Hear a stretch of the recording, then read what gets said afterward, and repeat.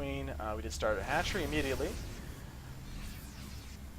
Alright, hatchery done. We should see a slight drone transfer. We do have the aggression continuing, killing creep, doing a very good job keeping that Zerg contained.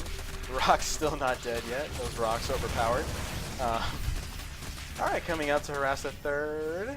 We'll get some kills. If he's not careful, he'll get trapped and lose some units though. There's only one healing and it's not enough to do all that damage. Good positioning. Poor micro by the Lings. They finally can get a semicircle surround. Healing and dead, so not going to be as much damage. Queens do come in though, and they're going to force that pull away. Income looking decent, up actually a lot, almost double by the Terran, so not decent at all.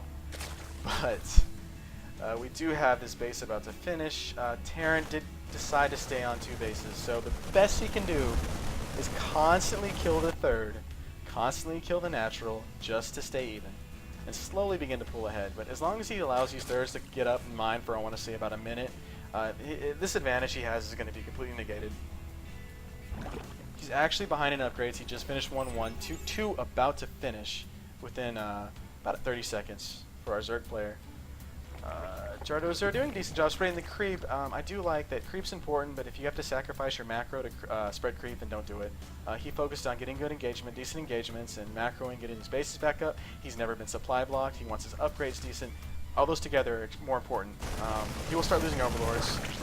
The placement is terrible, so he needs to have them in this gray area. It's where he can see enough to get information, maybe poke out, poke back in, but there's no point in having him just chilling in the middle. Unless they're spreading creep, get rid of him. Alright, Infestors out with the upgraded Lings. They're going to actually do very well against this build. We do have the third finally land, but huge supply block. Finally unblocked. He could have, he missed about a round of production there. No add-ons on the barracks, so not really taking advantage of the damage he did early on. He could be teching hard and just macroing, not really doing it, falling behind. Right now there's a huge upgrade, so if there is any engagements, it's going to be favorable to Zerg, barring poor position. No siege tank. 2 siege tanks, 3 siege tanks. Handful of Marines, medevacs. Good composition. Good composition. He'll go ahead and move out. He's in a good position. He doesn't have to be too aggressive. I do like the wall here on the third. He can really just keep these exactly where he has them. In Terrans, it's a great position to be in because you can react to anything. You know he's not on the mutas or they would have already been out. You could possibly scan to get some information, but really there's no point. You're on 3 bases. You can hang out on it. Now, look for his 4th and his hive tech. That's all you got to worry about. If you see him take a hive, quick, then kill him. Scan, like, you scan now, he starts hive with all the losses he's had, because he's delayed about 2 minutes. If he starts a hive any earlier than, I want to say 17, 30, 18 minutes, then you just go kill him, because he won't have the economy to support that. He needs 4 bases, he needs 4 base gas. He's got the minerals, he needs more gas right now. He's 200, so he can't really build a strong army. As we approach max out, trading with a Terran army, with a pure mineral army is just not going to work. Alright, poor Fungal, I want to say. Only 5 Marines going to probably die to that. And taking some losses from the siege tanks, that was not a good trade. Gotta save that energy. Those energy are like using no units to kill, no resources to kill an army. Alright, wisely leapfrogging the tanks. He's going to go look for that 4th so he can get back in the game. But as long as he's staying on this base, he's going to be in a good position because he's up on the upgrades, he's up on the supply, he's up on the economy, he's got mules, his opponent doesn't, he's got map control. Looking very poor for the Zerg. Because like I said, most games would end right there. Either Zerg would try to Baneling bust and fail it, and then would they give up. You know, they just give up, do a desperation all in. Alright, try to take a 3rd. Sieged up in good position. Infestors running in to kill the tanks. Another decent Fungal. Not really going to do too much though. As you can see, the medevacs heal through. That's why I think 5 is not a good amount.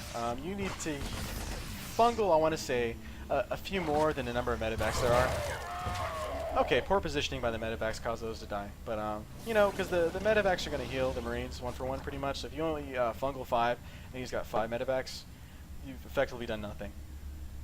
You've kind of just traded energy. Alright, a huge run by. Huge mistake by the Terran player, and this is what we're talking about. Not quitting, sticking with it, look for a huge mistake. This is that huge mistake that's going to propel him back in the game. Alright, kills a tank. Huge. Gets a run by. Right now we've got huge scrambling going on. Army out of position now. He can go ahead and take a 4th and a 5th if he wants to. Tech to hive, get his upgrades. Terran's in complete disarray. Beautiful trade. Going over to units lost. We're almost even again. Just took that small window. Didn't look huge, but you're causing his macro to slip. His army's out of position. He's now fucking up, for lack of a better word. That was pretty bad. But another huge run by coming in. He knows that there's a very shitty wall, so he's going to run through it. Takes the wrong side, unfortunately. Loses the coin flip. Now by the time he gets back over here, yeah, he knows. He's out of position. Alright, good small tactic there, just to run up one ling and see what's going on. Go ahead and pull back, because he knows he can't engage that. Infestors are still alive, all have full energy. It's going to be a lot of damage. Don't know the exact damage number. We've got 30 damage over 4 seconds. With your 8, 9, 10, 11, 12, 13 infestors at 30 damage, that's a lot of damage for free. Alright, tank's out of position. Another big mistake. Ah, can't quite take advantage of it, but wisely pulls back. He knows he had his window and he missed it. But not at his base yet. Doesn't matter. He can sit there sieged all day. It won't matter. Moving south. Okay, pull the workers. He knows this is gone. He's going to probably cancel as soon as he can. He will come for a run by again. And this is an interesting tactic because he can produce more than the Terran army can. So if he can effectively base trade, those lings are going to kill things much faster than the Terran units are. And the whole time, he's going to have reinforcements coming out. It's going to whittle down this army. He can throw down spines. He'll lose the base trade. Terran cannot effectively base trade versus Zerg. Okay, move back into position. Siege tank's out of position. Another huge loss. Siege tank's gone. Beautiful fungals. Medevacs can't do anything. Too many medevacs. Too few marines. Ling's coming in, cleaning that up. Infested Terrans down. Doing damage to the medevacs. 1, 2, 3, 4, 5. Medevacs gone. 6 gone. Huge engagement. Terran players looking at quadruple digits and losses. 2 huge mistakes have put him back in the game. Being patient, executing, sticking to your game plan. That just gonna win him this game.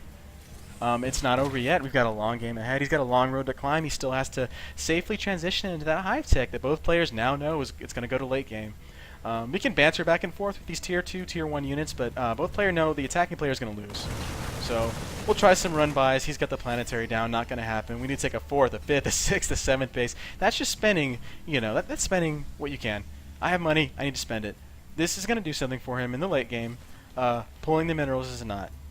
You get no interest for saving your money in StarCraft. Alright, wisely pulling small waves of lings, not to die to tank fire. Little bit of almost Zerg-ish. When you hit that point in the mid-game where you feel like you need to keep sending those waves of roaches at your fellow Zerg player to end him because you feel like, oh, I'm just right there, I could almost kill him. That's what this Terran player feels like because he did have such an advantage in the early game. Not being mindful of the situation, though, and not really respecting his opponent to have decent macro. So he's going to try to do this, but even if he kills some of these bases, he's got 3 more about to pop out and be saturated. He needs to start macroing and getting up a high army because he's not going to make it to the late game at this pace.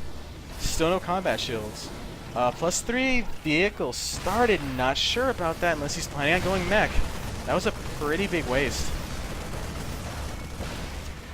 Ultras on the field doing damage. There's that hive tech. And they're just going to eat this up. +3 is not done yet for the tanks, and they're in siege mode, so they're going to do even less damage. Beautiful fungals going down. Ultralisk's just cleaning it up, doing work. Chain fungals should end these medevacs. That's another 300 lost. Sensor tower's going down, not going to do a difference. You know the Zerg swarm's out there, they're coming. Might as well save that gas. Again, in tech. This Terran player has to get in gear with his macro. Yeah, Ultralisk's going to go in and just have a field day. Alright, volleyball attack coming in. Medevac's still alive, small mistake. Siege tanks firing at random. They're not focusing the infestors like they should. Finally start focusing the infestors. We have the lings running in, trying to get a break. He will hold this, but barely, and at what cost? Has taken substantial losses. Tech going down, wall going down, tanks getting lost, infested Terrans doing work, falling back. He will clean this up. Those Marauders just doing so much damage.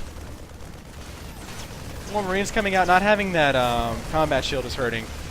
Especially when you get to the max out, the smallest upgrades make the biggest difference. They will go ahead and kill this Ultralisk though, but note behind this, we do have nothing but a scary, scary situation awaiting. Okay, he's pulling minerals. He's a little behind right now. He has 1100 in gas. He can remax as soon as he gets those minerals up, which off of the 3 bases, if he drone transfers 45 seconds, he'll remax.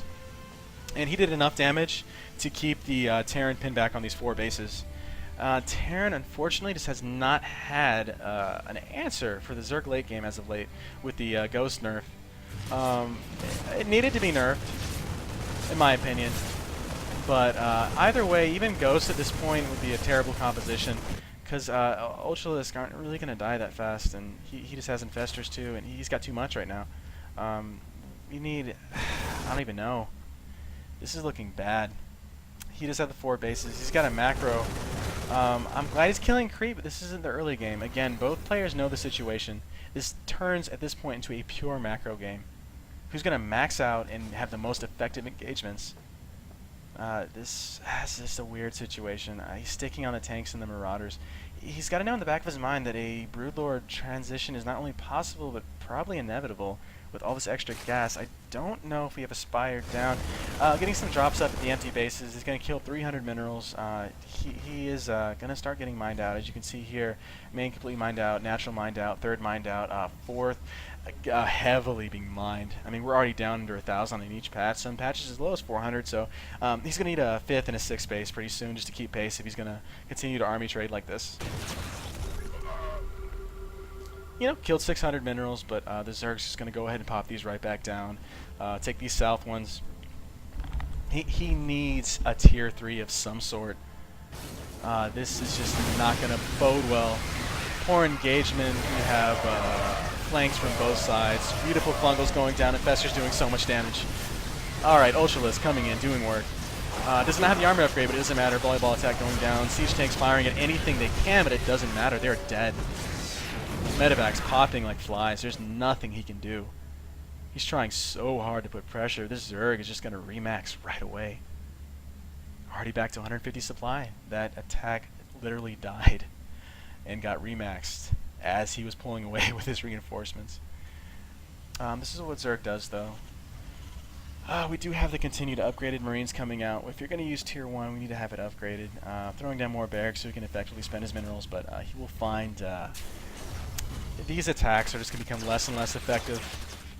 He has to do something drastic. He needs to kill a huge amount of tech or something. But with these Overlord lanes, it's going to be really hard. I'm honestly not sure what Thumperman can do right now. He's going to try these drops again, but this is not going to do anything. Even if he kills the base, it's not going to matter. He can't remax as fast. He doesn't have enough barracks. 15, he needs to be closer to 18 at this point in the game. And he needs to also have those Marines upgraded as much as possible, which he doesn't. Also, the no armor on the vehicles is going to hurt. If you're going to go biomech like that and try to go heavy tanks in the late game, they need that. They need that armor because the Zerg just does so much damage. 3 plus 3 to no armor. That's why those tanks are melting. They need to be able to do some type of damage output before they're dying. At this point, they're like Infestors. You got to keep them alive, and you have to have them do as much damage as possible before they die. Even more so because they don't have energy. So as long as you can keep those guys alive, they're gonna help. But no upgrades is killing him. He's floating gas. There's no reason he shouldn't. We have barracks not producing. He's close to the max. He's at max now. He needs to go ahead and immediately move out, get some favorable engagements. He needs to try to... I don't know what that is. We'll ignore it. He's going to move into the wrong side to try to intercept a huge army. He had a clear path to the base. Some scans or something would have helped out. He cannot do the multi-prong attack he needs to be doing right now. He goes ahead and moves in with the SCV to engage. Siege tanks wisely not sieging. Stutter step trying to happen. He's killing some pretty good, effectively trading. We have poor positioning by the Ultralisk because they're clunky and awkward. They're still doing the good spread damage. Oh man, tanks just not enough armor to sit through this. It's doing big damage. But we have the Zerg maxing as soon as the units are dying. He's just queuing up more and more lings. He can't keep up. More, it might have